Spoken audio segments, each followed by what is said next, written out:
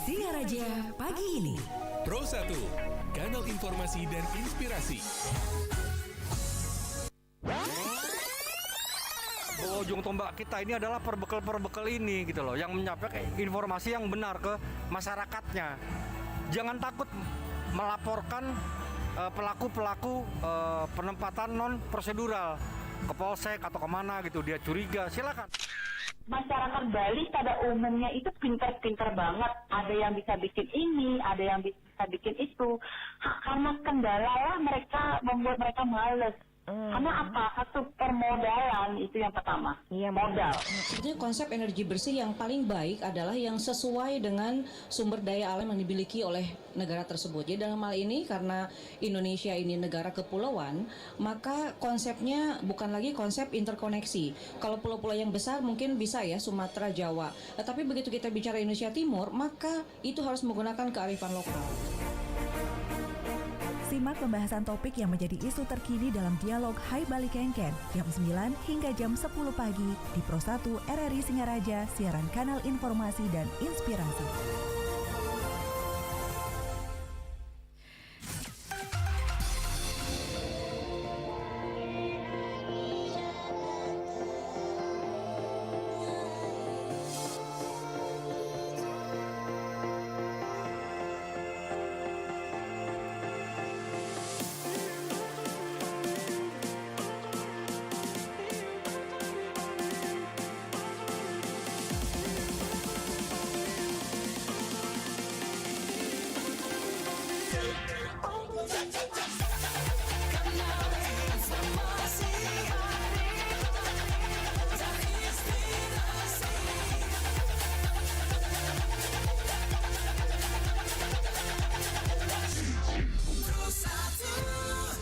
Baik pendengar Pro 1 RRI Singaraja dimanapun Anda berada, berjumpa lagi bersama saya Irna untuk Singaraja pagi ini Februari, selamat datang.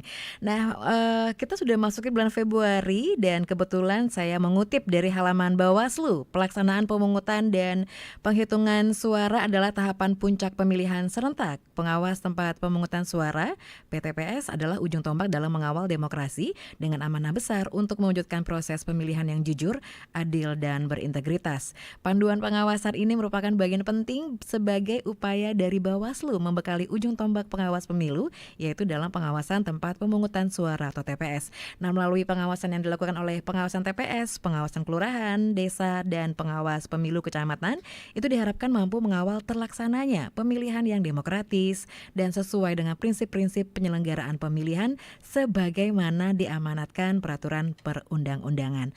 Untuk itulah, pagi hari ini kami telah bersama narasumber kami, yaitu Ketua Bawaslu Buleleng Bapak IKD Carnawirata SH, dengan topik persiapan pengawasan pungut hitung. Selamat pagi, Om Swastiastu, Pak Carna, luar biasa ini pagi hari ini. Selamat pagi Om Swastiastu, Mbak Ina. Senang berjumpa lagi. Senang sekali saya juga, apalagi bulan Februari ya. Iya, betul. Bulan kasih sayang katanya Pak. Bulan kasih sayang.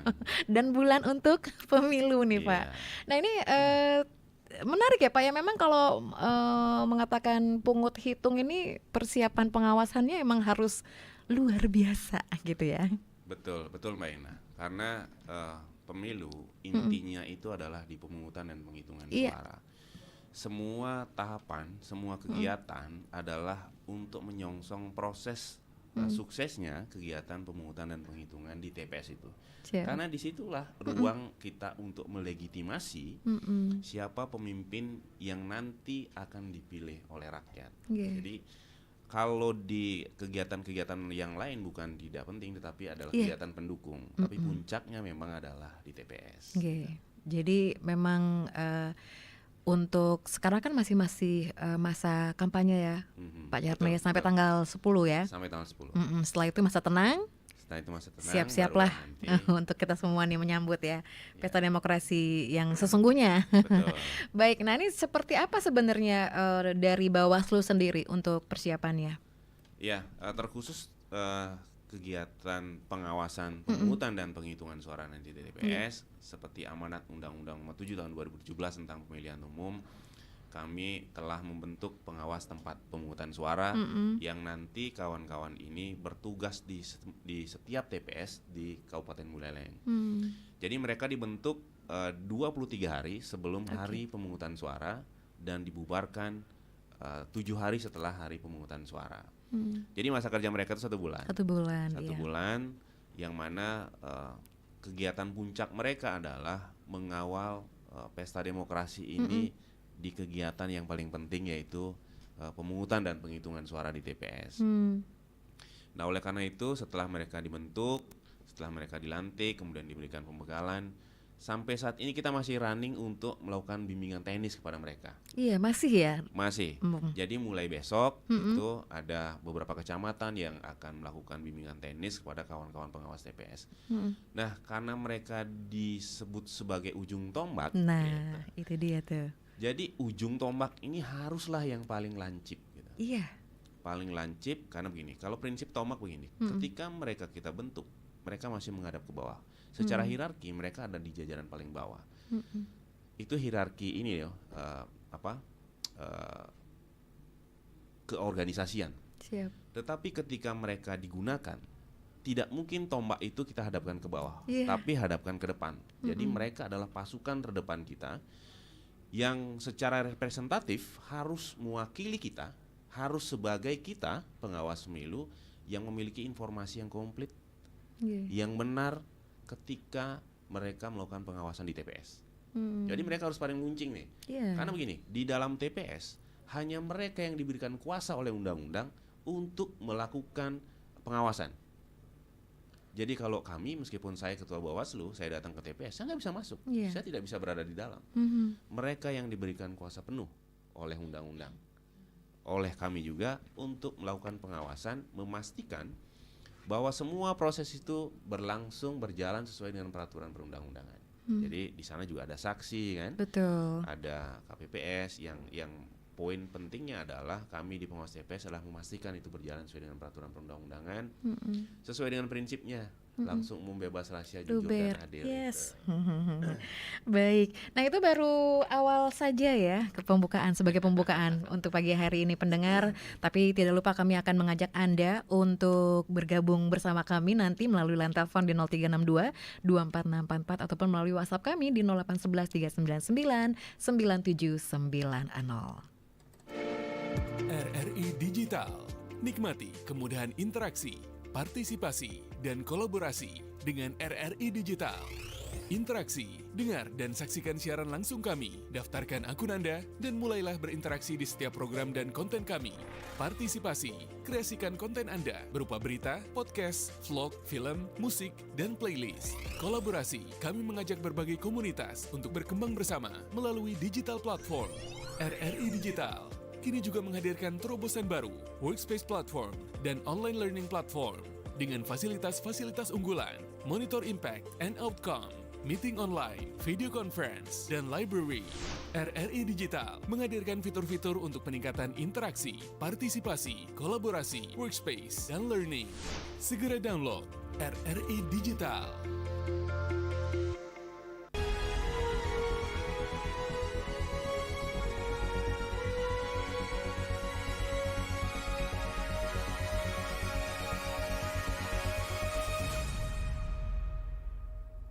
Sebentar lagi kita akan menghadapi Pesta Demokrasi Akbar yang dilangsungkan pada 14 Februari 2024. Gunakan hak pilih agar tidak menyesal di 5 tahun kemudian.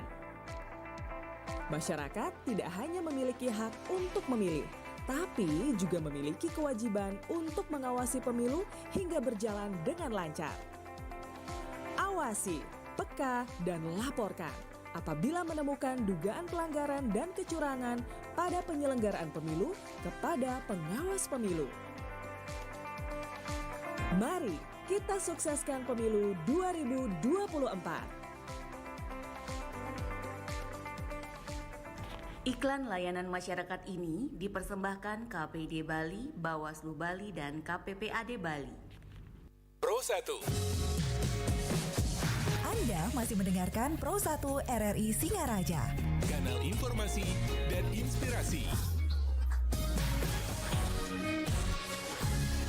Pro 1. Masih di Dialog Interaktif Singarja Pagi ini, Hai Bali Ken dan tentunya masih bersama Ketua Bawaslu Buleleng Bapak IKD Carnawirata SH dengan topik persiapan pengawasan pungut hitung.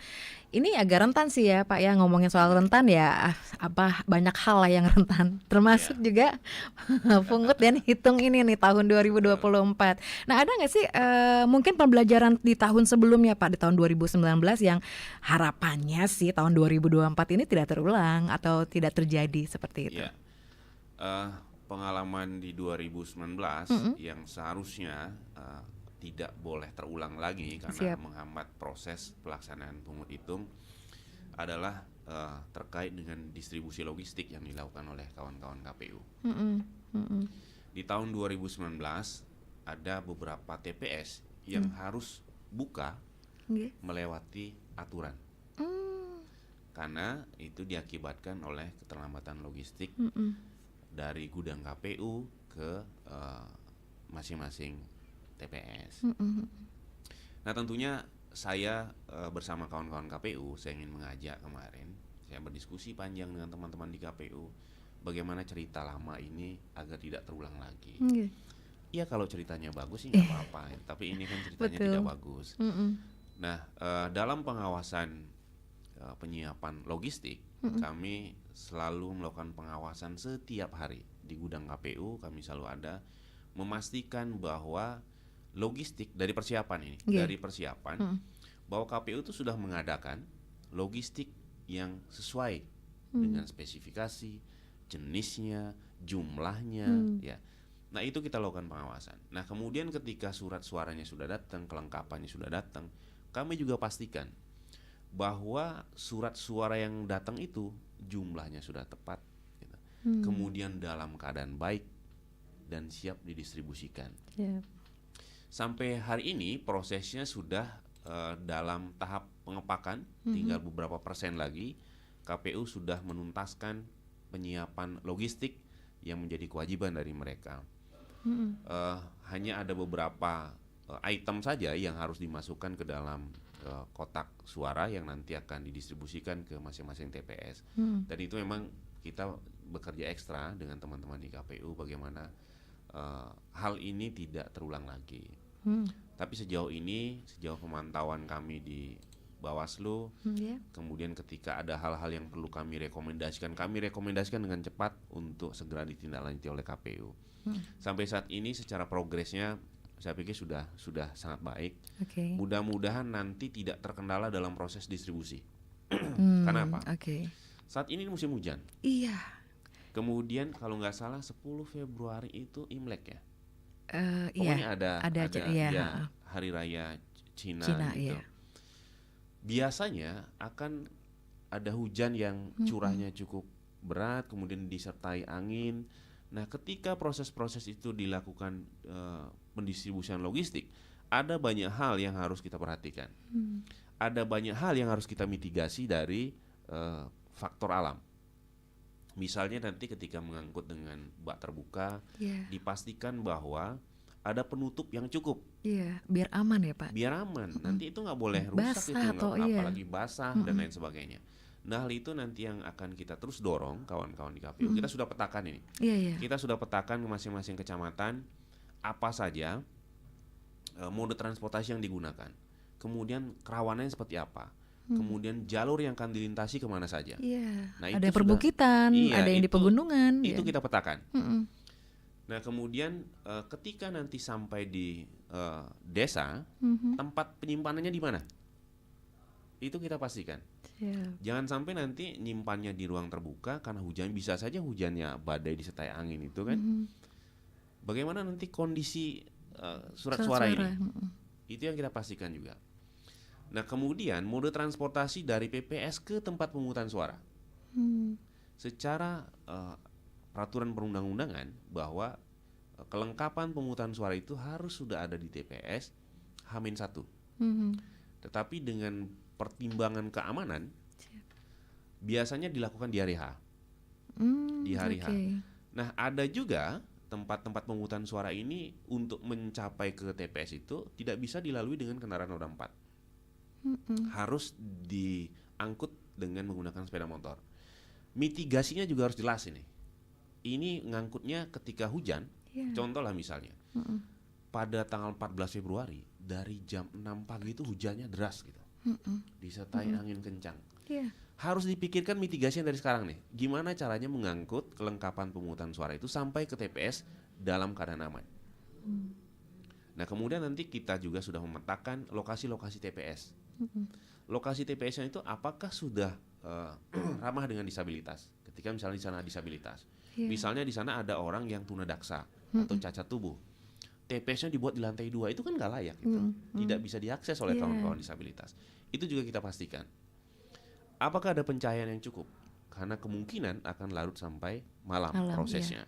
Kalau misalnya cahayanya nggak cukup, nanti nggak memenuhi syarat dong untuk dilakukan penghitungan. Bisa saja dilakukan upaya-upaya yang melanggar aturan. Jadi hal-hal itu memang kita pastikan sehingga peristiwa-peristiwa di tahun 2019 tidak terjadi lagi. Gitu, ya. Itu baru contoh simpelnya ya Pak ya, hitungannya ya, bahwa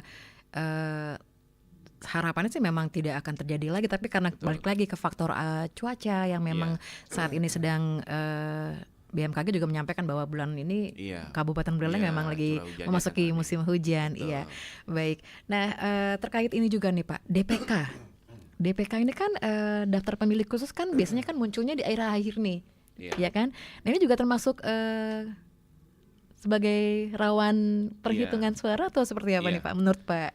Jadi daftar pemilih khusus adalah warga negara Indonesia yang sudah mempunyai hak pilih dengan mempunyai KTP tentunya.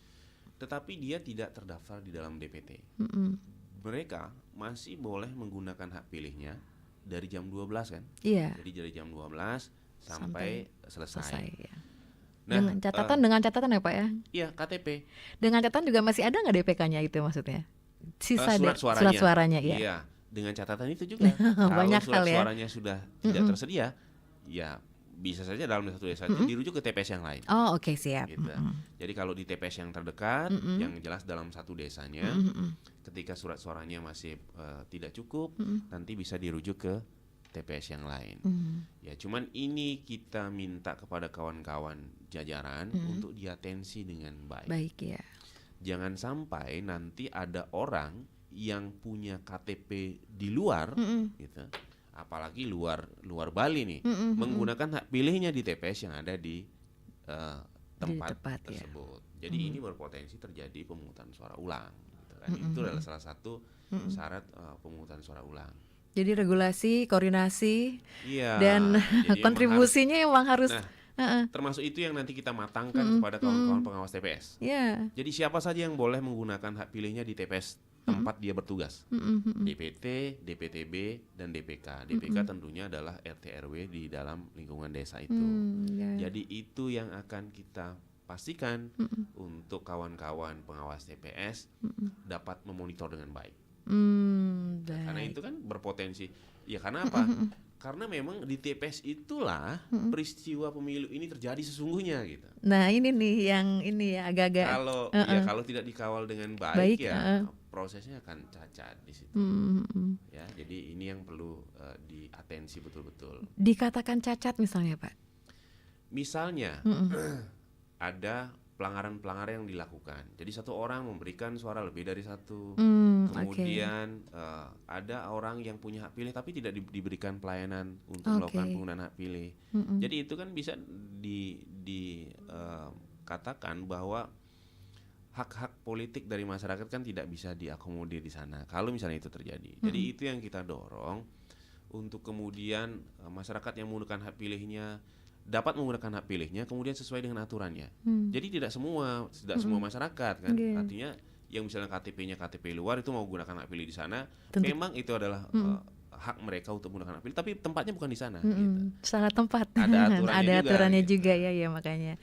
Jadi semuanya memang ada aturannya dan pastinya untuk masyarakat yang belum mengetahui ini karena sekarang kita sudah berbincang langsung dengan Ketua Bawaslu, semoga ada pencerahan pastinya ya.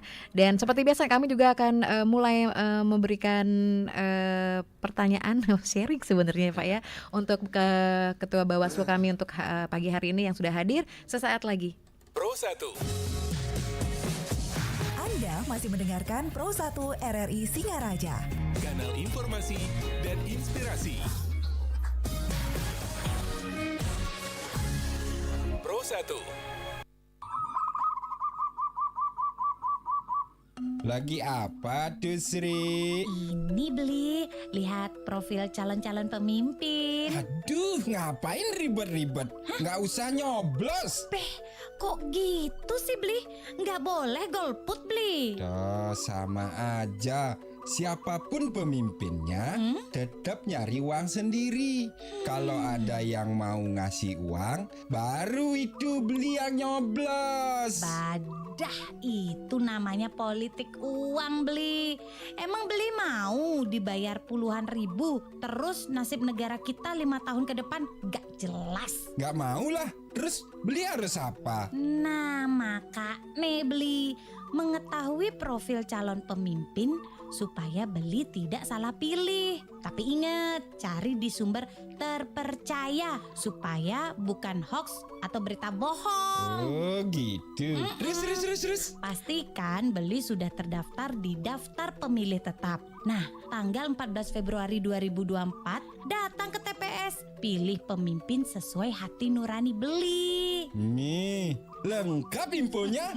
Iya dong Beli. Jadilah pemilih cerdas untuk pemilu berkualitas.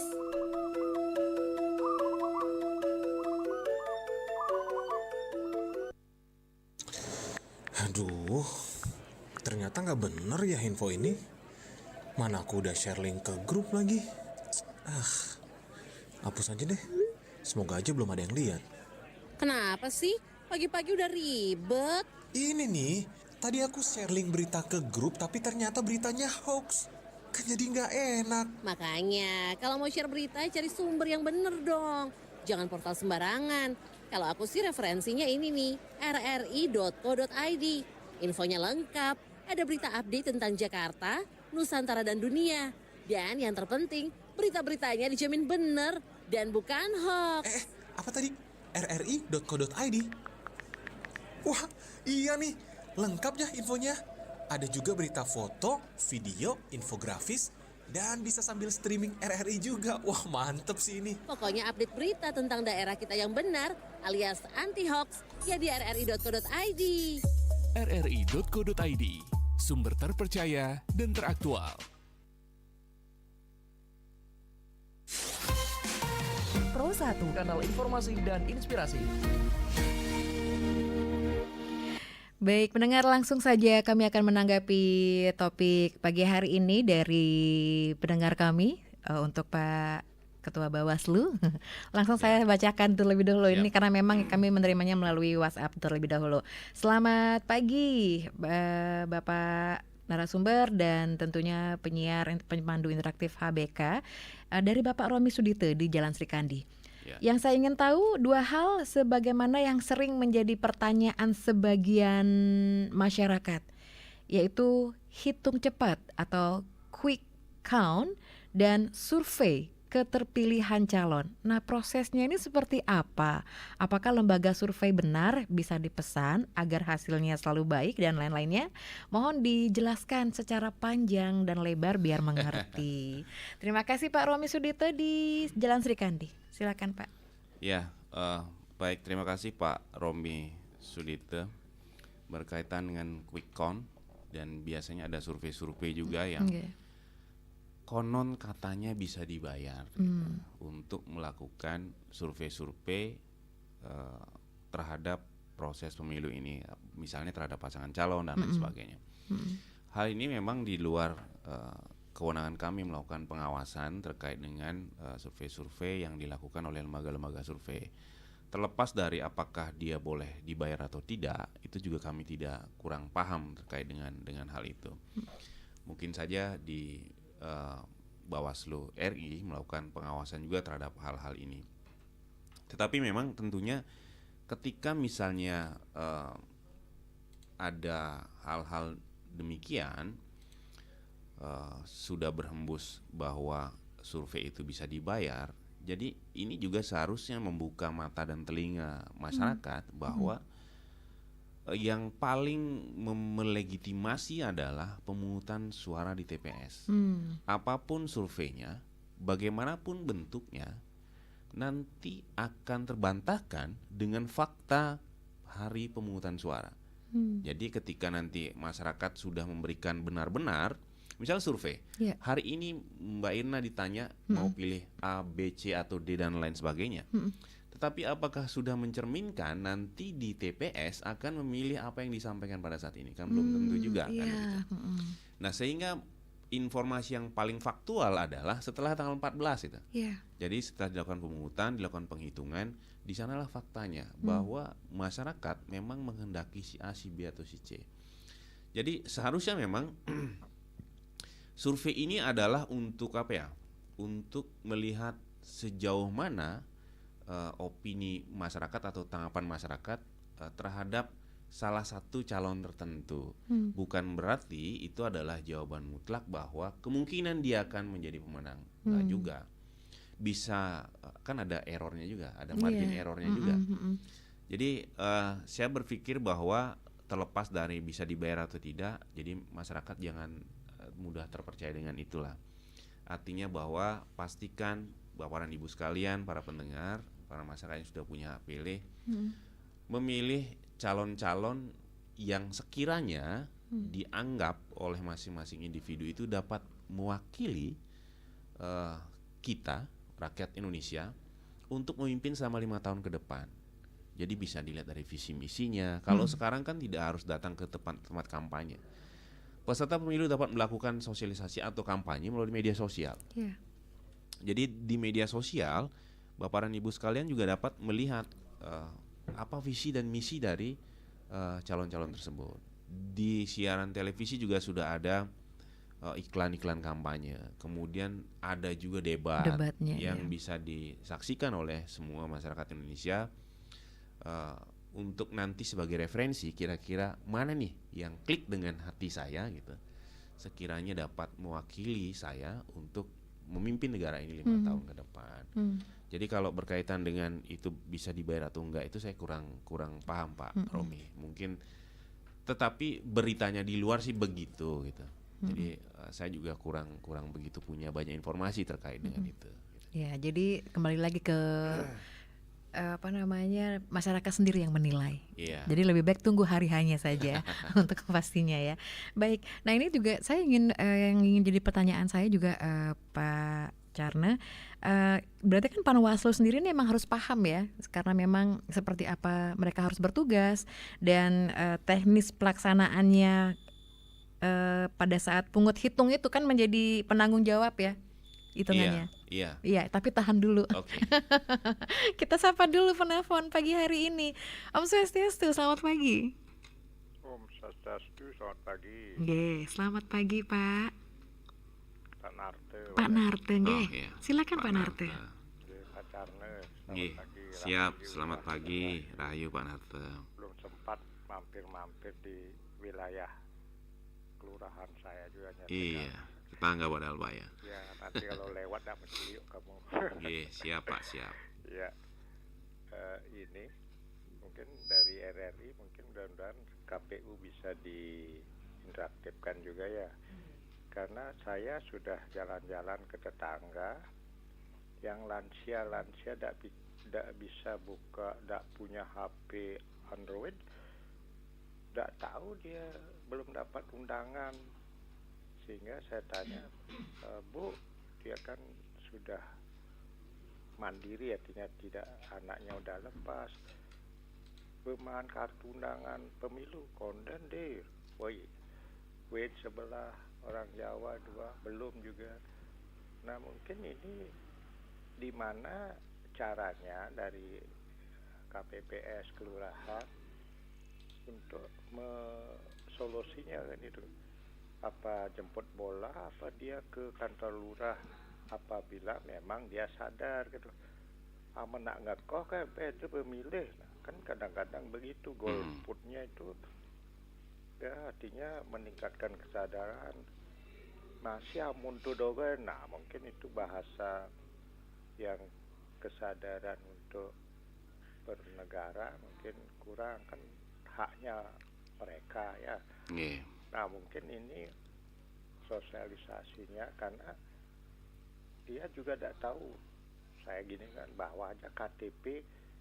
Nah tempat milihnya syukur dia tetap yang dulu. Kalau enggak kan dioper lagi ke tempat lain.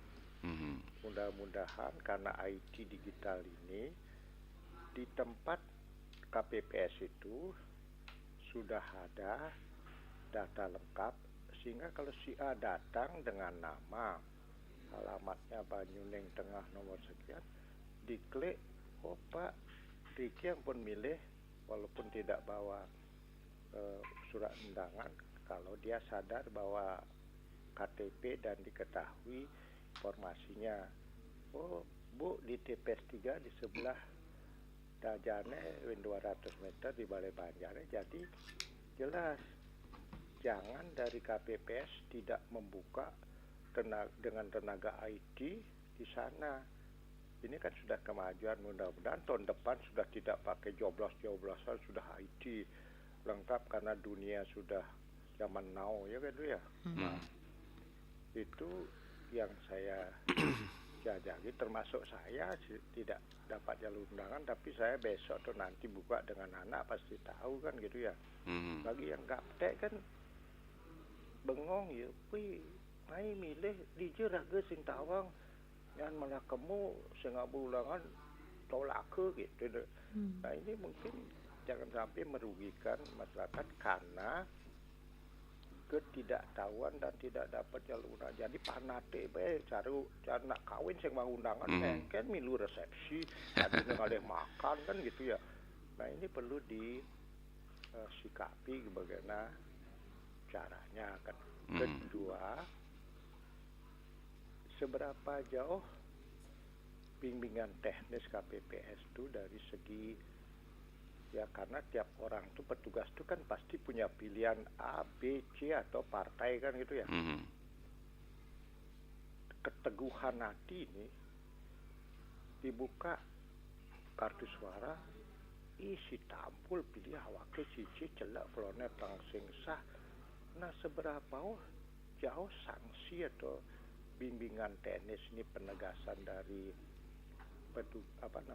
lembaga pemilu KPU Panwas, penekanan sanksi juga sehingga masyarakat tahu atau KPPS tahu, wih gede sanksinya 10 tahun penjara ada bengenah-ngenah, supaya dia bertugas betul-betul demi sistem pemilu, asasnya langsung umum bebas rahasia kan gitu ya. Nah mudah-mudahan ini tidak terjadi yang sering tadi di video-video kan buka dulu gininya untuk di depan yang saya tanyakan dulu di depan petugas. Nah memang benar apabila di dalam bilik itu ada cacat kan dikembalikan untuk 1 kali kan gitu. Bukan di depan di luar bilik. Karena itu berlobang kan gitu. Jangan sampai berlobang lebih dulu tapi dilobangi sengaja. Kalau lobang dari pencetakan kan KPU waktu melipat petugasnya tidak cermat kan gitu ya. Nah ini yang saya maksud. Dan pengawas juga sudah diberi bimbingan teknis, bukan lembarannya aja dilihat, petugas tangan petugas harus dilihat, nyelak pesing apa sepak apa speldan apa pesing kan gitu ya. Nah ini perlu karena pengalaman dulu tuh amen besi atau dulu kecek ketare, jadi ini mungkin ada kecurigaan apabila si B yang dipilih terus sing sah, ini harus dicermati oleh pengawas. Ada halnya sih sebilang ici kok sing sah, toto ada sesuatu yang tidak beres. Dari Panwas juga memberitahu petugasnya harus curiga kan gitu. Nanti kalau terbukti kelihatan bahwa stop, apa misi 5 nih. Nah, mungkin ini akan menjadi masalah yang serius, sanksinya apa. Jadi petugas tahu, pemilih tahu sanksinya, sehingga perlu disosialisasikan. Sekian, terima kasih. Sukses sama Pak Narte. Ini luar biasa juga nih kalau sudah ini ya memberikan sharing untuk pagi hari ini. Dan catatannya banyak ya hitungannya ya Pak Carna ya. Silakan mungkin ditanggapi Pak Carna terlebih dahulu. Iya, terima kasih Pak Narte yang sudah sangat peduli dengan kegiatan pemilu. Pertama berkaitan dengan pemberitahuan. Ya, jadi form C pemberitahuan yang nanti akan disampaikan oleh jajaran KPU kepada pemilih. Jadi itu bukan undangan, Pak. Tidak sama dengan perkawinan gitu ya. Jadi karena memilih itu adalah hak, tanpa diundang juga Bapak datang ke sana gitu. Nah, C pemberitahuan ini nanti akan didistribusikan oleh KPPS. Kalau tidak salah itu sejak H-5 sudah didistribusikan kepada kawan-kawan pemilih di tempat di mana kawan-kawan KPPS itu bertugas. Ini untuk memberitahukan bahwa TPS-nya di sini, gitu, bukanya dari jam ini sampai jam ini. Gitu. Nah, kami juga di pengawas pemilu nanti kawan-kawan pengawas TPS dan kawan-kawan pengawas desa dan kelurahan akan memastikan bahwa C pemberitahuan ini sudah disampaikan kepada orang yang tepat. Ya. Kemudian juga C pemberitahuan bagi yang sudah tidak memenuhi syarat sebagai pemilih itu tidak terdistribusi. Banyak hal yang kita perhatikan. Misalnya di TPS 1 di Kelurahan Banjar Tegal, si A itu ternyata sudah meninggal dunia. Atas pengetahuan kami, jajaran kami sudah meninggal dunia. Nah, kemudian C pemberitahuannya ini kan tidak boleh terdistribusi. Nah, itu juga kita pastikan. Kita sudah memetakan. Kita sudah minta kepada jajaran untuk memetakan kira-kira di TPS nanti di lingkungan desa masing-masing pengawas dan pengawas TPS untuk mendeteksi siapa saja di sana yang tidak lagi memenuhi syarat sebagai pemilih. Misalnya jadi TNI, jadi Polri, kan dia sudah tidak memenuhi syarat lagi sebagai pemilih. Jadi dia tidak menggunakan hak pilihnya nanti di 14 Februari, sudah meninggal dunia. Nah, hal ini juga akan kita kawal. Nah, termasuk juga bagi masyarakat yang punya pilih terdaftar dalam DPT tetapi tidak didistribusikan C pemberitahuannya. Nanti kan kita dorong, kita akan rekomendasikan kepada teman-teman di jajaran KPU untuk mendistribusikan itu dengan baik. Ya, jadi nggak usah khawatir. Kalau sekarang belum Pak, kalau sekarang Pak Nate mintanya belum. Ya, nanti akan didistribusikan juga oleh kawan-kawan KPPS. Nah, terkait dengan BIMTEK Pak, BIMTEK kawan-kawan di KPPS yang dilakukan oleh kawan-kawan KPU juga jajaran kami juga hadir di sana untuk memastikan bahwa KPU telah memberikan bimbingan teknis kepada jajarannya yang akan bertugas. Kalau sekarang justru saya melihat ini lebih baik. Lebih baiknya adalah semua anggota KPPS itu diundang, dihadirkan untuk diberikan pemahaman tentang bagaimana proses mereka di dalam bertugas. Nah, kemudian kalau di sisi yang lain yang Pak Narte potret itu adalah keteguhan hati mereka, itu ada pada individu masing-masing, Pak. Memang semua dari kita, termasuk saya, seorang ketua Bawaslu, saya punya referensi politik. Saya punya siapa yang nanti akan saya pilih. Tetapi saya tidak bisa menyampaikan kepada siapapun. Beda dengan misalnya dengan masyarakat yang lain, yang bisa mengajak orang lain untuk memilih. Kalau saya kan nggak boleh, Pak. Termasuk juga kawan-kawan KPPS. Nah, di dalam ketentuan Undang-Undang 7 ada aturannya juga. Saya tidak begitu hafal pasalnya ya. Yang jelas memang ketika petugas melakukan hal di luar aturan, di sana ada sanksi administratif juga, ada sanksi pidana juga yang bisa dijatuhkan kepada orang-orang yang melakukan tindakan-tindakan yang melanggar. Terlebih-lebih kejahatan itu dengan sengaja misalnya merusak surat suara yang sah menjadi tidak sah, itu ada ancaman pidananya yang bisa dijatuhkan kepada yang bersangkutan. Nah, hal ini harus semua dari kita harus melihat ke dalam. Kita bertugas ini untuk apa? Apakah untuk golongan tertentu, kelompok tertentu, apakah untuk tugas negara dan bangsa ini? Harus punya perspektif yang baik gitu. Sebagai penyelenggara pemilu, kalau kita mewakili kelompok, mewakili organisasi, mewakili peserta pemilu, ini nanti kita nggak bisa melakukan tugas dengan baik. Jadi hal-hal ini memang yang perlu dipahami oleh semua penyelenggara pemilu, tidak hanya kawan-kawan di KPPS gitu. Nah, kawan-kawan kami di jajaran kami, pasukan garda terdepan kami yaitu pengawas TPS, mulai besok akan diberikan bimbingan teknis bagaimana mereka melakukan pengawasan. Nah, jadi KPPS melakukan secara teknis, kemudian jajaran kami memastikan bahwa teknisnya itu sudah benar, sudah sesuai dengan aturan. Nah, tentunya memang penajaman-penajaman itu yang ingin saya berikan, ingin diberikan oleh Bawaslu kepada pasukan terdepan kami ini, sehingga harapannya adalah semua proses yang berlangsung di dalam TPS itu sudah sesuai dengan peraturan perundang-undangan. Karena tujuan kita adalah memastikan itu, memastikan apakah langkah-langkah yang dilakukan oleh kawan-kawan KPPS itu sudah sesuai dengan peraturan perundang-undangan atau tidak. Tujuannya adalah mereka sudah sesuai dengan peraturan perundang-undangan yang ada berkaitan dengan mereka melakukan tindakan di dalam TPS. Gitu ya. Baik, jadi itu. Ada lagi terakhir? Ya, yang jelas memang seorang pengawas itu harus lebih jeli melihatnya, harus lebih detail, harus lebih rinci. Bagaimana prosesnya dari awal. Kemudian misalnya ketika pemilih itu datang, ini pemilih ini karena pengawas TPS itu kan mereka yang berasal dari lingkungannya sendiri. Apa ini kayaknya kan orangnya nggak saya kenal ini. Bukan orang ini sini siapa nih. ini? Nah, ini perlu ditanya juga. Tolong dilihat KTP-nya, dicek dengan lebih baik sehingga nanti tidak salah di dalam TPS itu. Nah, perlu dibangun semangat bahwa ketika terjadi satu kesalahan, yang repot adalah semua orang yang ada di dalam TPS itu.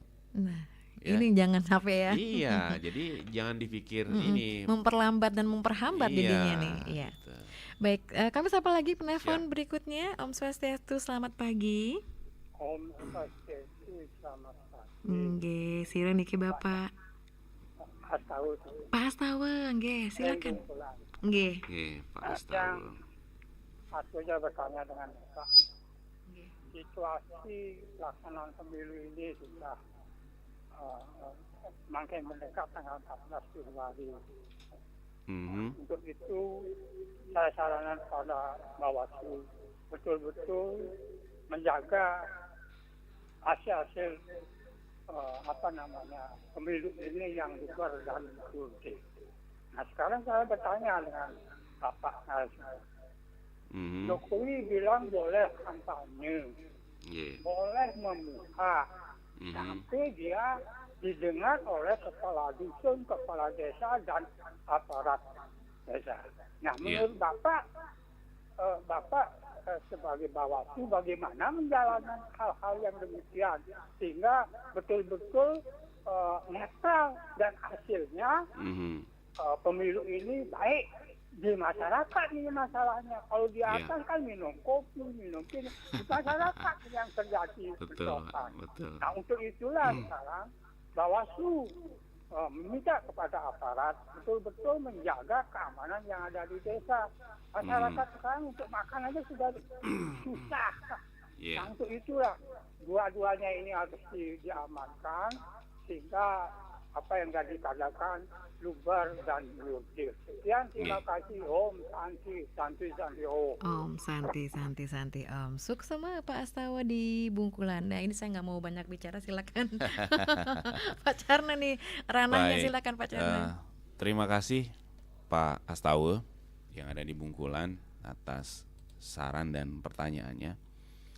Memang saat ini sudah menghitung hari ya. Jadi kalau sekarang tanggal 1 berarti 13 hari lagi. 13 hari lagi adalah acara puncaknya perhelatan demokrasi di tahun 2024 ini.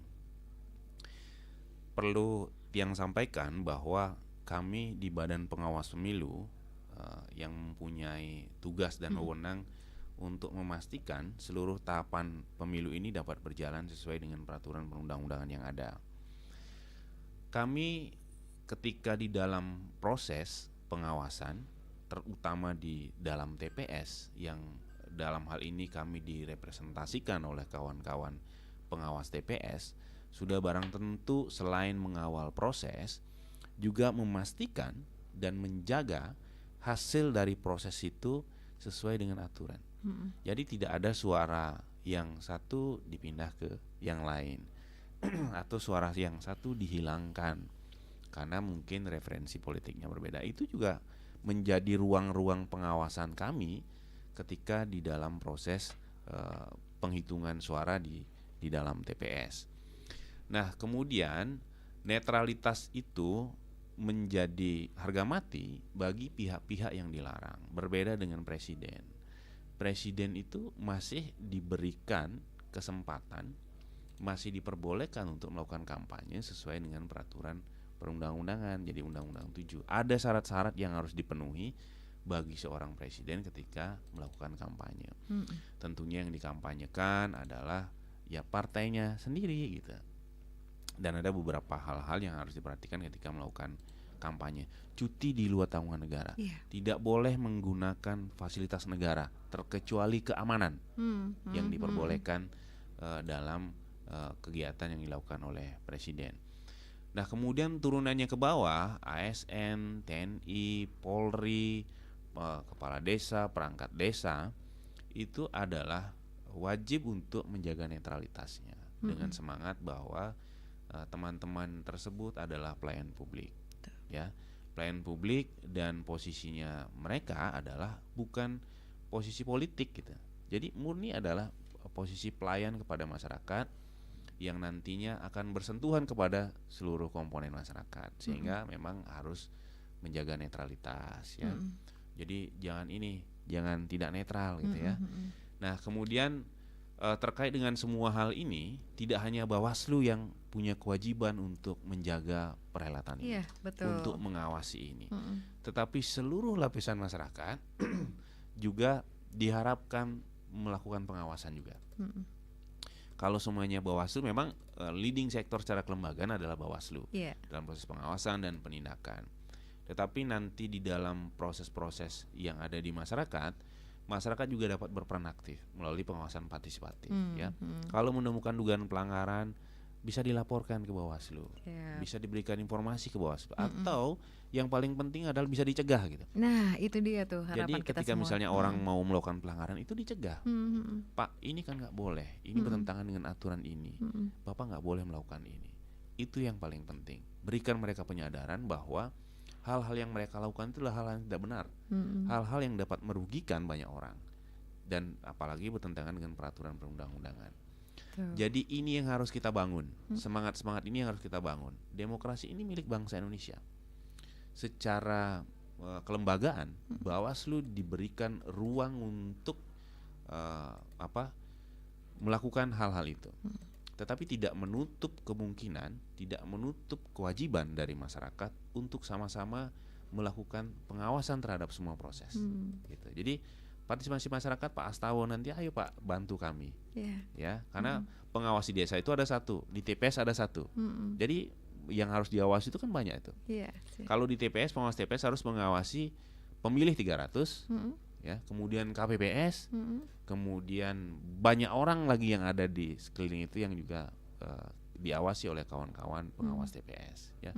Jadi banyak pekerjaan kita. Jadi mau nanti Pak Astawa juga turut untuk melakukan pengawasan. Saling bahu-membahu nih kita semuanya ya.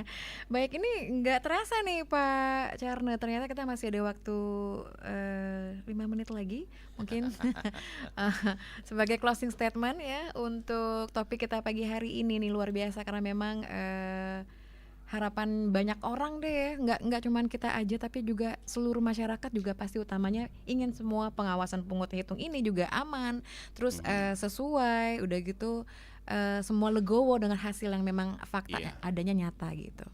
Ya, yang jelas bahwa saya berharap proses pelaksanaan tahapan terkhusus di puncaknya yaitu pungut hitung ini dapat berjalan sesuai dengan peraturan perundang-undangan. Nah, ketika itu berjalan sesuai dengan peraturan perundang-undangan, orang akan memahami, oh berarti memang saya memang tidak terpilih. Berarti saya harus mengakui kekalahan saya.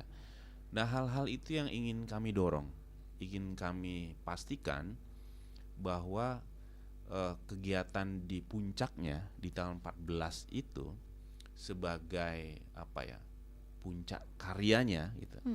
Puncak terbesarnya dapat dilakukan dengan sebaik-baiknya. Tentunya ini atas dukungan dari semua pihak. Kawan-kawan di pelaksana teknis, di penyelenggara teknis yaitu KPU dan jajarannya dapat melakukan tugas dan fungsinya sesuai dengan peraturan perundang-undangan. Kemudian masyarakat juga yang mempunyai hak pilih menggunakan hak pilihnya juga sesuai dengan peraturan perundang-undangan. Ya, jangan tidak sesuai dengan peraturan perundang-undangan, misalnya tempat memilihnya di TPS A, nanti milihnya lagi di tempat B dan C dan lain sebagainya. Tentunya itu adalah hal-hal yang tidak sesuai dengan peraturan perundang-undangan. Jadi 14 itu adalah ruang yang menjadi paling penting, paling pokok dari roh demokrasi ini. Jadi pada saat itulah legitimasi diberikan oleh rakyat kepada siapapun yang dipilih oleh rakyat. Siapapun yang menjadi pemenang dalam kontestasi nanti. Tentunya pasti akan ada pihak yang kalah. Nggak mungkin semuanya menang kan. Jadi bagaimana nanti yang belum berkesempatan, jadi jangan kalah ya. Yang belum diberikan kesempatan oleh rakyat untuk bersabar. Nanti ada 5 tahun lagi. Siapa tahu 5 tahun kemudian baru diberikan kesempatan oleh rakyat untuk mewakili rakyat di dalam memimpin negara ini 5 tahun ke depan. Ya, ada proses-proses yang memang harus dilakukan oleh kita semua. Yang paling penting, mari kita jaga Buleleng, jaga perhelatan demokrasi ini. Ayo lakukan proses sesuai dengan peraturan perundang-undangan sehingga semua dari kita dapat memetik harapan kita bahwa pemimpin yang terpilih adalah pemimpin yang mempunyai integritas, yang mempunyai loyalitas, yang bermartabat dan prosesnya dapat dipercaya. Baik, luar biasa. Harapan kita semua semoga terwujud ya. Dan terima kasih juga untuk Anda pendengar yang sudah bergabung bersama kami melalui line telepon ataupun yang sudah bertanya melalui WhatsApp kami. Terima kasih Pak Charna. Ya, sama-sama sukses. Mbak Mirna. Iya. Sukses untuk tanggal 14 nanti dan kami tutup dengan para Mas Santi. Om Santi Om. Sukses. Beli kan belah calon nih beli calon apa gak nanti calon arang adik kita beli pemilu nih kan subepa nih beli